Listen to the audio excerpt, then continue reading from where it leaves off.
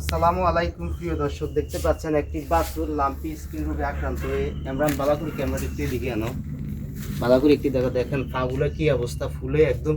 আজকে কতদিন অসুস্থ মুরব্বি? এক মাসের মতো হয়ে গেছে। এখন আমরা তো গরুর ভ্যাকসিন করার নাই কেন? না যদি আমরা এই ভ্যাকসিন করাইতেন, ভ্যাকসিন করাইলে মনে করেন গরুর এই অবস্থা হইতো না, কথা বুঝছেন? এই ভ্যাকসিনের মাধ্যমে হচ্ছে এই রোগ মনে করেন প্রতিরোধ করা যায়। বিশেষ করে এই যে বারন্ত বাছুরগুলো আছে শাহিওয়াল, বিশেষ করে শাহিওয়াল সুন্দর বাছুরগুলোরে বেশি আক্রান্ত করে, ঠিক আছে? তো আমরা ওই যে সবসময় বছরে একবার লাম্পি স্কিন রোগের কি করবেন, বছরে একবার টিকে ভ্যাকসিন দিবেন। আর এফএমডির ভ্যাকসিন বছরে দুইবার, বর্ষার আগে আর বর্ষার শেষে দিয়ে মনে করেন ভ্যাকসিন করাই দিব আর কি। তো আসলে আপনার গরুর বর্তমান যে অবস্থা, হ্যাঁ এই অবস্থা মনে করেন এটা আল্লাহ যদি আপনার উপর রহম করে, এছাড়া